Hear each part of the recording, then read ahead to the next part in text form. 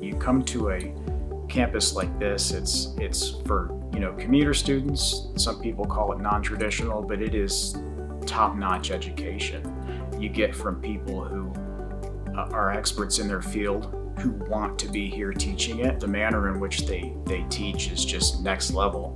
Morrisville has internships which lead to hands-on experience, which is important because then you get to see what working in your field is actually like.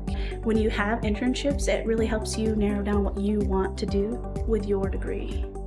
I came to the Norwich campus because I was 35 years old. I attempted college at 18. It didn't quite take, I wasn't ready.